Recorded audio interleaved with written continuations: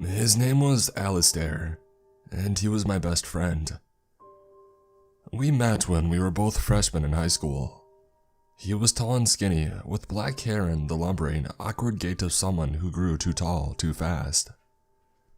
He had glossy, chestnut-colored eyes that always shine with tears that were just not coming out, and would talk just above a whisper when others were around. We met through a mutual friend, Zane, who knew him back in primary school. He was an only child and only really had Zane as a friend. They used to be best friends, and it really showed. Alistair was always different around him.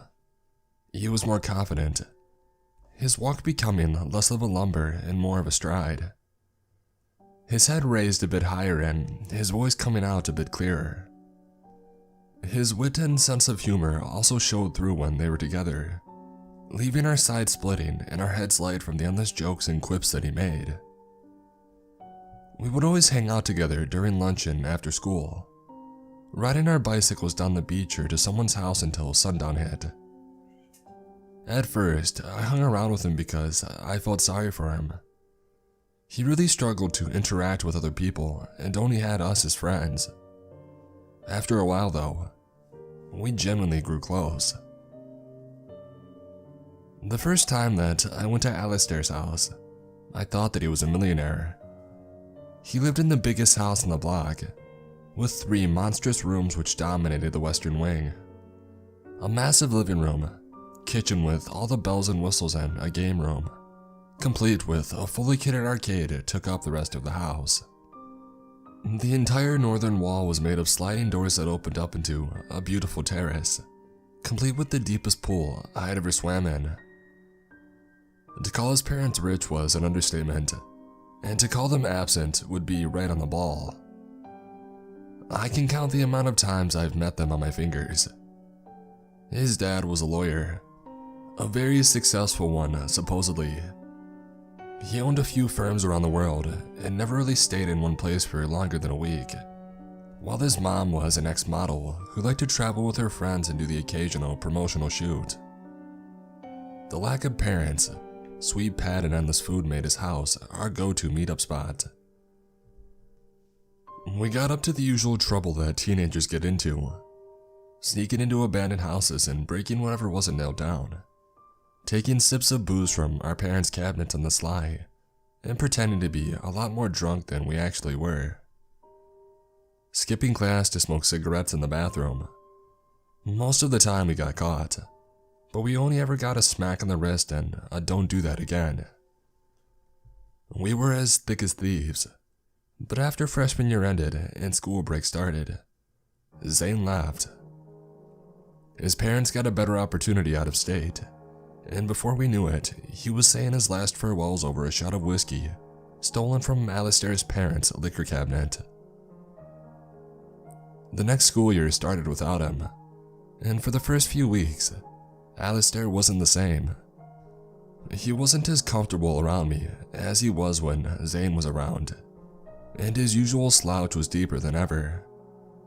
His eyes even sadder than normal. I carried on as if nothing had changed, inviting him to come down to my house for the afternoon, or for us to go down to the train station and smoke a cig or two. My relentless pestering eventually won him over, and he slowly opened up again. We became closer than ever, every afternoon spent together getting up to mischief like the good old days. That year, I really grew out of my shell. I became more vocal in class and I made a lot more friends.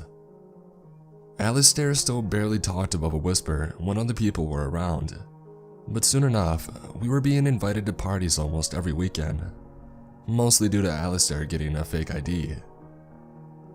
Being the tallest and oldest looking out of all of us, he would buy the alcohol for everyone, which in turn got us invited out even more. The year ended and we turned 16. Alistair got his license and his parents got him a car.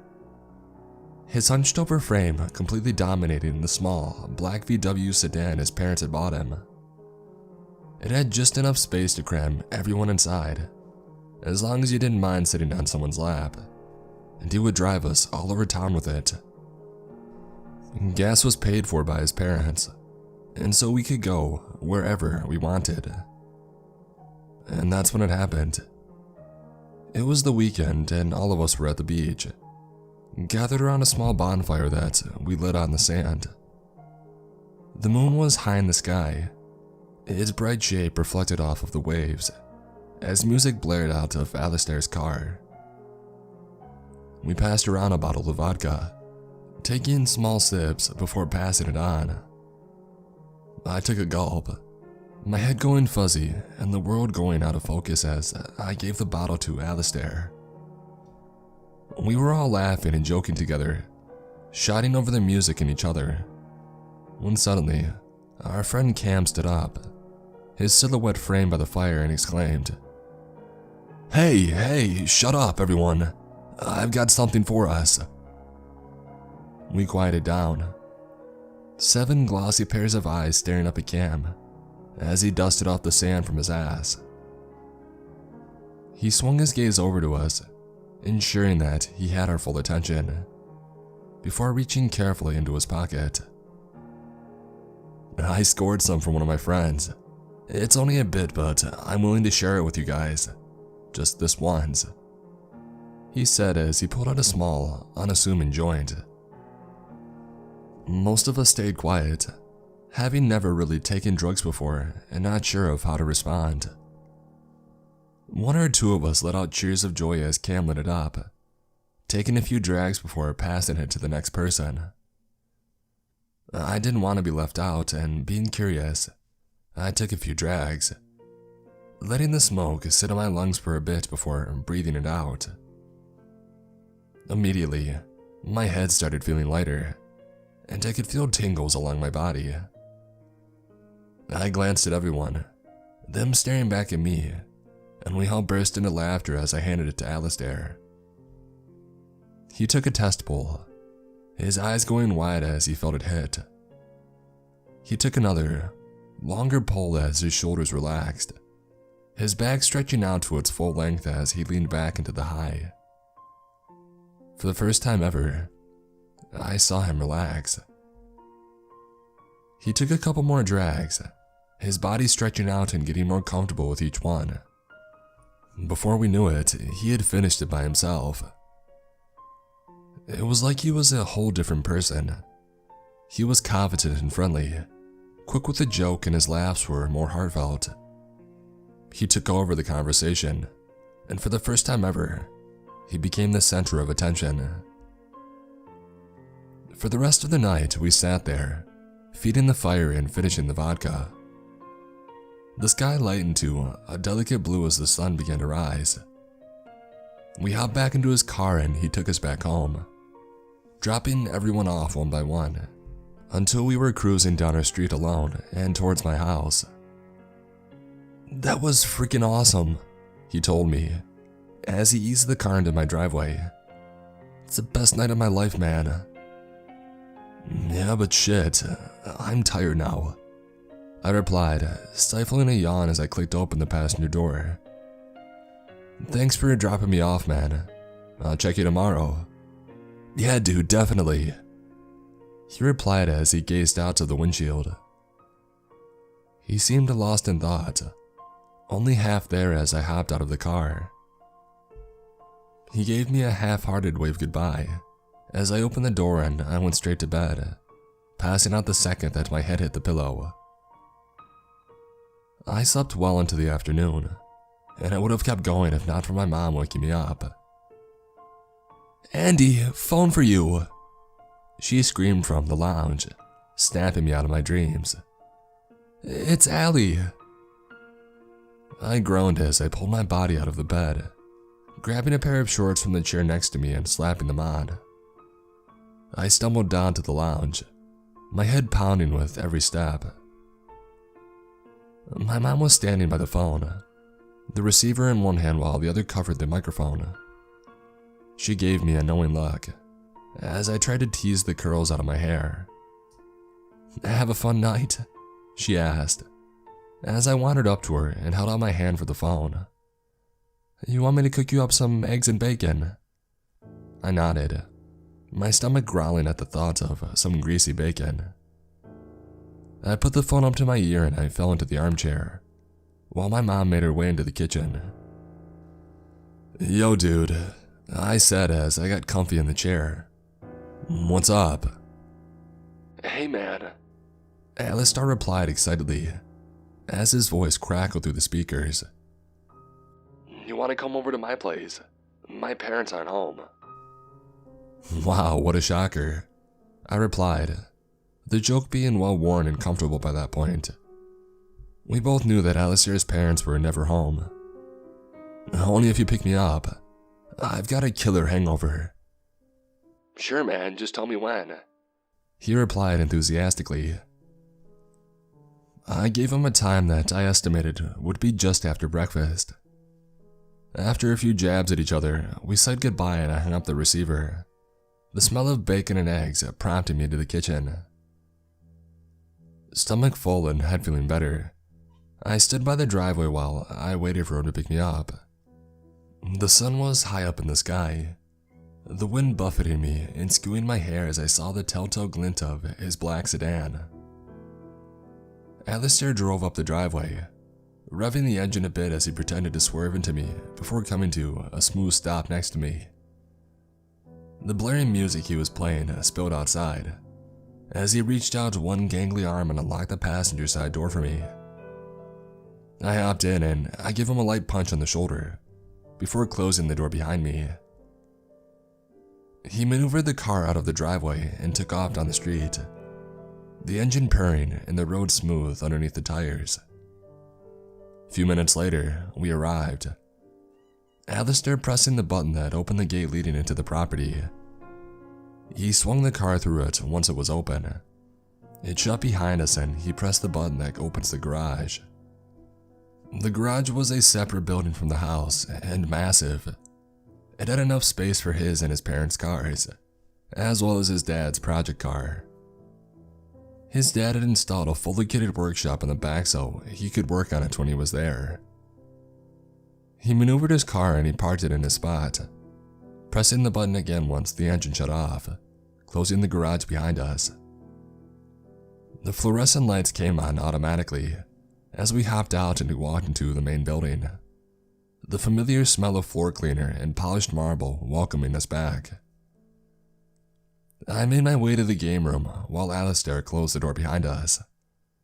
I swung open the familiar oak door, revealing rows of old-school arcade machines and the fully kitted snack bar in the corner. Him and I spent most of the day there, going against each other's high scores on the machines and eating from the snack bar until sundown. As the sun touched the horizon, its red glow filling the sky, I noticed Alistair getting more and more quiet.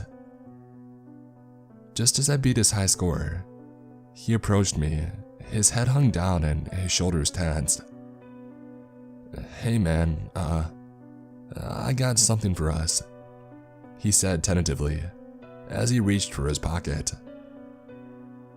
I got flashbacks to last night as he held out a small joint, similar to the one that Cam had. For a moment he stood there, bouncing from foot to foot as I contemplated it. "Whoa, no way, dude. Where did you get it?" I asked him as I carefully picked it up. "From the same guy that Cam got his," he replied as the tension left his body. I could almost hear his relief. "Oh shit, did you ask Cam? When did you call him, this morning?" I asked. "What, are you mad? The phone line's tapped, stupid," he replied, as he tapped the side of his head with his finger. I went to his house and I asked him. For a moment I was stunned, picturing shy little Alistair driving up to Cam's house and asking him for his dealer's information. My eyes widened when I realized that he must have then went to the dealer by himself and bought this. I kind of wanted to try it again and I thought it would be cool if we had it together, he said, his eyes worried underneath his heavy eyelashes. "I mean, yeah, I'm all for it. You want to do it here?" I asked him as I handed it back to him, "Yeah, let's chill by the pool," he replied as he made his way outside. "Light it up, watch the sunset, smoke some cigs. Sounds cool." We grabbed the lounge chairs and sat next to the water. Alistair lit it, taking a few deep pulls before passing it to me. The sun dipped low to the sounds of the birds singing and the pool cleaner moving, smoke hanging between the two of us as we passed it back and forth. But something happened. Something wasn't right. I started getting anxious. Constant thoughts of being busted or the cops banging on the door running through my mind. The pleasant tingling from yesterday wasn't there, instead replaced by what felt like running static throughout my entire body, sending jolts down my limbs and making me jump. I started feeling panicked, uncomfortable and scared from what was happening to me. My heart beat faster and faster, drowning out the sounds of the birds. I sat there in discomfort and panic, the sun too red and way too harsh for my eyes. I started picturing his parents pulling open the door, his dad shouting at me, calling me a criminal while his mom called the cops. I began to sweat, a cold, panicked sweat. I felt it dripping down my back, felt it stinging my eyes. I clenched my teeth, trying to calm myself down as I squinted my eyes against the sun. All the while, Alistair sat there, a dreamy expression on his face as he watched the sun glint off the surface of the pool. His hand would lazily lift up to his face, his eyes squinting slightly as he took another drag. He was in absolute bliss, while I was in hell. It took about an hour for it to wear off, a full hour feeling the worst anxiety of my life. All the while, Alistair gazed at the sky, making an occasional comment about the shapes of the clouds. When night came and the moon rose, and I felt the effect wear off, I got Alistair to drop me off early. That day, I learned that sometimes weed makes me panic. It was the day that I decided that it wasn't worth the risk. That day, I realized that twice was enough for me, and that I would never touch this stuff again. It was also the day that Alistair decided to become a daily user.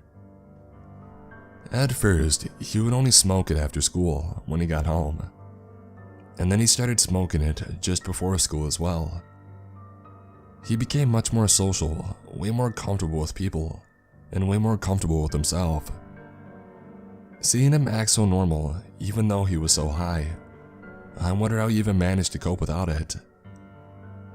And then he started smoking it at school as well.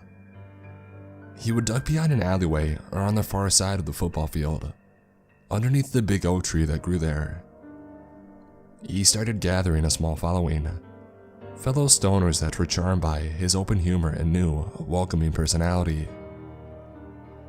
It took some time, but I realized that we were drifting apart.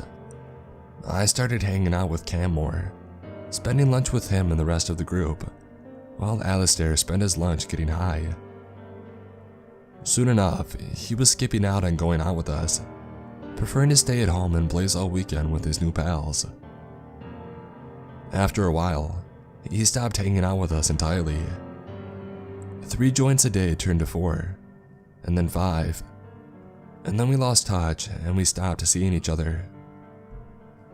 He started skipping school, preferring to spend his days by the beach or by the local park with all his other friends.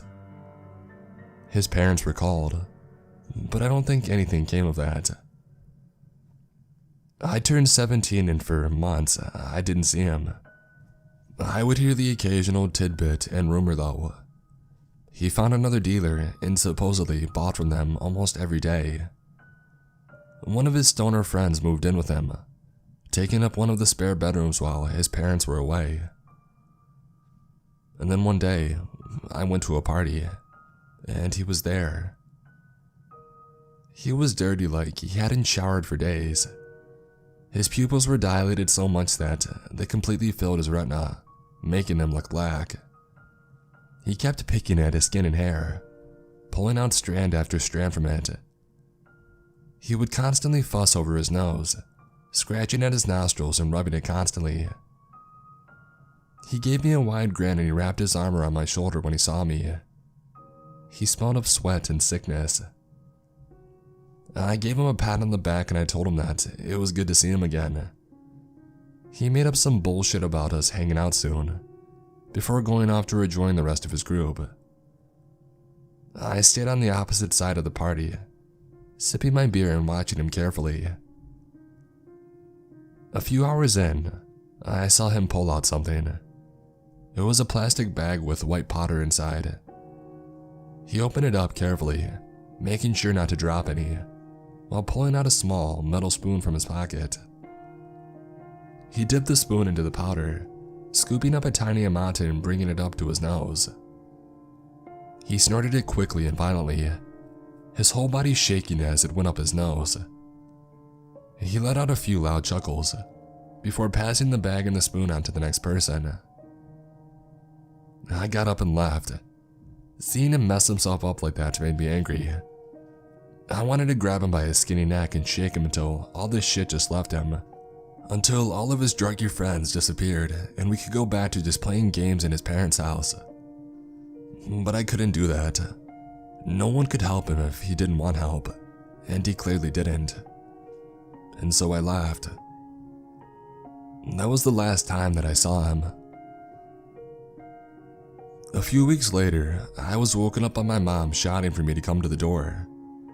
I dragged myself out of bed and I went to grab a pair of shorts from the cupboard as usual, when she shouted for me again. "Andy, get up and come here now!"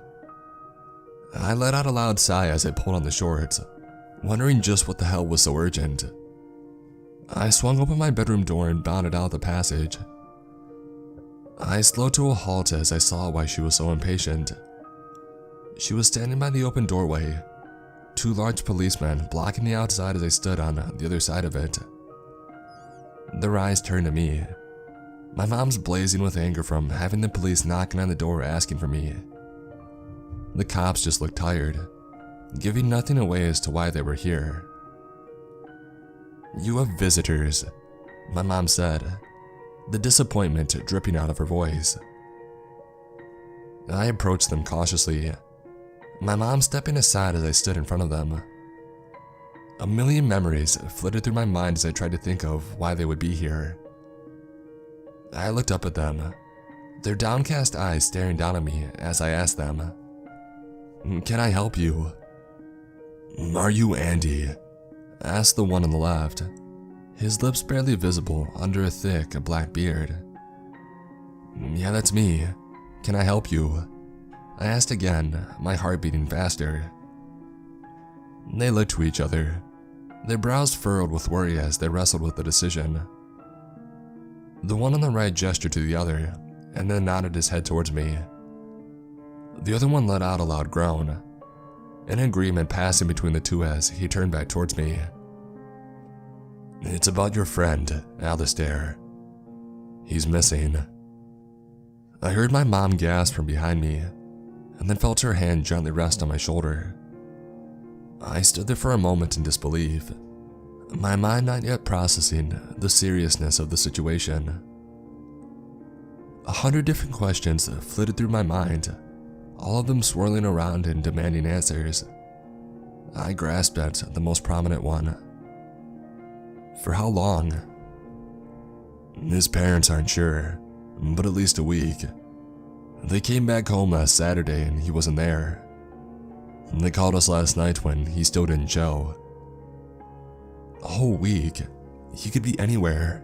He could be 100 miles away from here, or even in a different country. He could be dead. Something tugged at my heart as I pictured Alistair lying in a cold, dark place, his eyes wide open and his skin gray and cold. The officer's voice snapped me back to the now, as I faintly heard him say something. "I'm sorry, could you repeat that?" I asked him. "His mom said that you were the last person who saw him. Apparently you two were very close. Best friends, right?" My eyes widened as I realized that his parents didn't know that we weren't talking anymore, It's been so long since they came home. I told the police that we weren't on speaking terms, and that we weren't for a few months. I gave them the names of some of the people I saw Alistair hanging out with, and they thanked me and told me that they were gathering people to do a search of the town for him. That afternoon, my family and I joined about 100 volunteers, rescue service crew and his parents in a massive search for him. We first checked out the town, driving down the streets and checking in alleyways and abandoned buildings. And then we combed through the woods, calling out his name as the sun dipped low. As the moon rose high in the sky, our torches illuminating our surroundings, we checked the beach. We didn't find any sign of him. His parents were racked with worry, their faces growing more sullen and their eyes becoming more haunted as the night progressed without any signs of him. As volunteers started heading off to home, apologizing to them as they went, they became quieter and quieter. The search continued for 2 weeks, the volunteers giving up hope bit by bit as their numbers dwindled each day. By the end of the first week, it was just the rescue crew and his parents searching. By the end of the second, it was just his parents.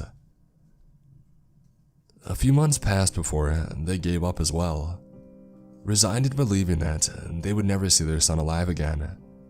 They locked themselves in their mansion and they didn't come back out. Finals came and went with him still missing. I started university in another state and I mostly forgot about him. Our memories together fading into the background as the stress of exams and my new friends kept me busy.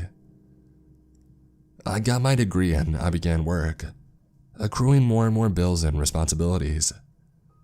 Performance reviews came and passed. Promotions were handed to me. I met a girl named Emily and we got engaged. We had a beautiful wedding in the Bahamas, my family and friends all coming with to celebrate. I became older, my belly growing out and joints getting more and more stiff.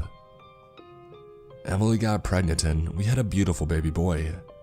After a relatively easy birth, we named him Michael after Emily's grandfather. All the while, Alistair laid in the recesses of my mind, a distant memory, a person I knew back when I was a child. My father passed away one day, suddenly in his sleep. We had a small funeral for him, Emily coming in her Sunday finest and Michael dressed in a neat little suit, held up in Emily's arms as he sucked on a dummy. My mom was too old and too frail to stay in the house alone, but she was too prideful and too stubborn to live with us. "I changed your damn diapers for years. It'd be humiliating if you ended up changing mine," she said, as she checked herself into an old age home close by.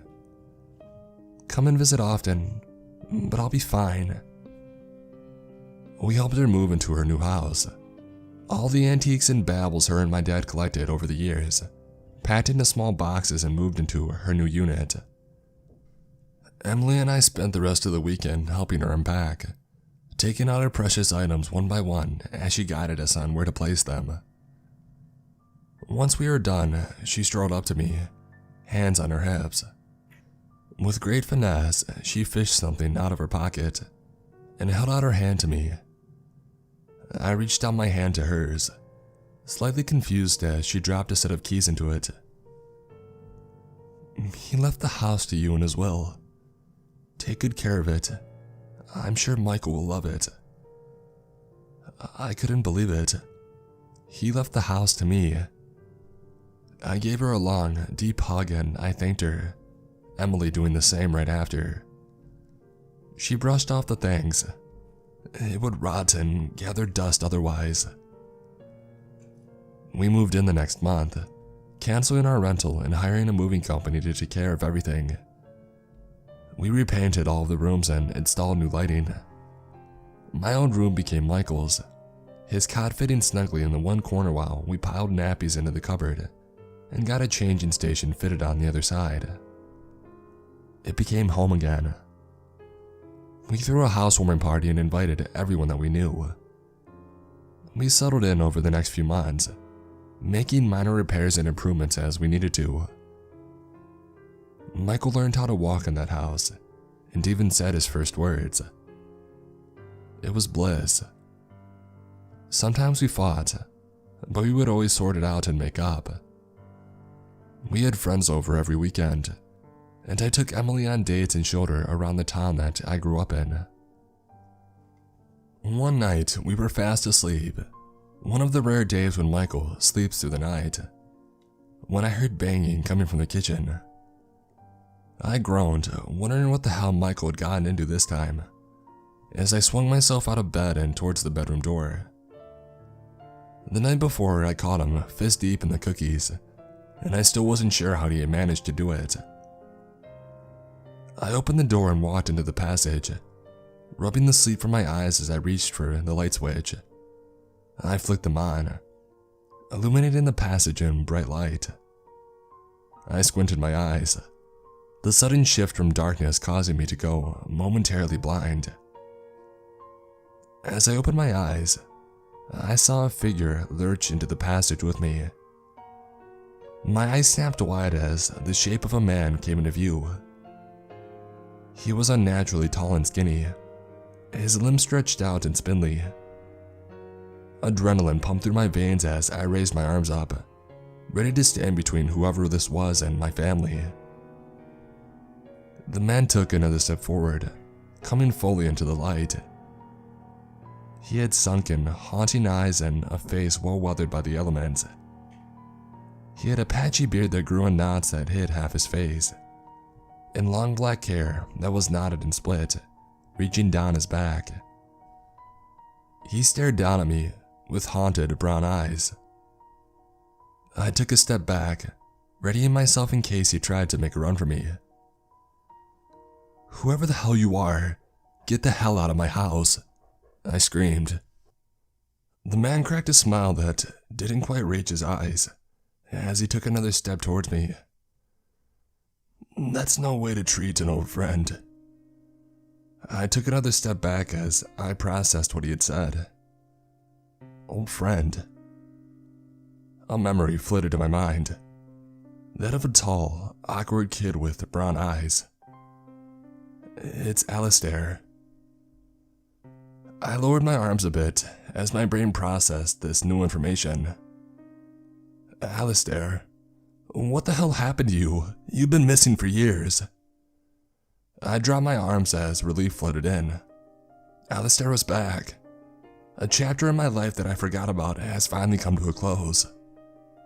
Hey man, shit, it's been... Suddenly, he ran for me, his spindly arms coming forward and ramming something into my chest. I felt something pierce my skin as I bent over, the suddenness of the attack taking me by surprise. I doubled over, ripping the object from my stomach. A needle clattered on the wooden floors, its contents already dumped into me. What the hell? I asked him, as my vision began to swim and my limbs became numb. He stepped over me, making his way towards the bedroom. The room became darker, the faint noise of Michael crying in his room swimming through my mind as Alistair cracked open the door. I watched as he made his way inside, before the darkness swallowed me up. I woke up suddenly, my body cold and bruised. I let out a loud groan as I got up from the cold floor, my joints cracking and creaking. A light haze hung over my mind as I struggled to form my thoughts. I looked around at my surroundings, my neck stiff as I moved from side to side. I was in a damp, dark room. A thick layer of dust covered every surface, and I could hear the drip of a leak in the corner. It was completely bare, the faint glint of light filtering in through large, boarded-up windows. I made my way to the door, and as I lifted my arm to push it open, the sight of my hand gave me pause. The fingernails were long and cracked, yellowed and unsightly. My hand was clawed, skinny, with open sores dotting its surface. I took inventory of the rest of me. What the hell? I was wearing what looked like rags, half hanging off my frame. Torn shorts and a shirt that was covered in stains and had been stretched from overuse. My feet were bound in broken shoes, shoelaces tied around them to keep them together. I touched my face and I found a thick, unruly beard. My hair was long and unkempt, tangled and knotted. Confusion swirled through my head. What happened? I pushed open the door, its rusty hinges squealing as it swung outwards. I ran out into the rain, the sounds of the beach coming from close by as I stood in a cracked and dirty parking lot. I looked around, trying to figure out where I was. I looked behind me and I stared at the building, my eyes widening as I recognized it. The old diner by the beach.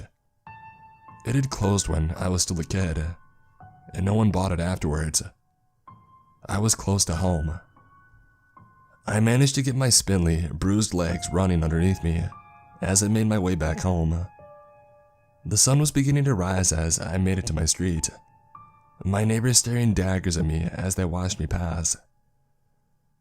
As I made my way back to the house, I saw the front door open. My heart lifted as I saw it was Emily, safe and unharmed, walking out with Michael in her arms. My elation turned to horror as I saw Alistair, hair combed and trimmed, face smooth with a suit on, walking out behind her and locking the door. Emily turned to him, saying something to him that I couldn't hear. He let out a light chuckle before leaning in and giving her a kiss. I marched up to him, my anger boiling over as he turned his head to me. I grabbed him roughly and I pushed him against the door, my face going red as he looked at me, shocked. "What the hell did you do to me?" I shouted, spittle flying from my mouth as I bashed him against the door again and again. "Andy, is that you?" he asked, shocked. I smashed him against the door again, as I heard Emily shout behind me. "What the hell are you doing? You know this man?" she asked him. "Yeah, he's an old friend," Alistair replied. "Hey man, let's just calm down." I punched him in the gut, letting go of him as he crumpled to the floor with a groan. "Don't talk to her! Don't you dare talk to her! What did you do to me?" He sat there for a few seconds, catching his breath. I heard Michael crying behind him, as I turned to make sure that he was alright. Emily was clutching him tightly as she stared at me, anger and hatred set in her beautiful face. I took a step towards Michael, my hand reaching out as I wanted to comfort him. Emily took a few steps back as she turned Michael away from me, disgust in her eyes. "Andy, I'm sorry, man," said Alistair, as I swung back to look at him again. He was slowly getting back up, his hands up in front of him. "We searched for you, man. I looked for you for weeks, but we didn't find anything," he said as he took a step closer to me, his hands dropping to his side. He looked at me sadly, his eyes turning glossy as he stared at my face. "Your parents spent months looking for you. Where did you go?"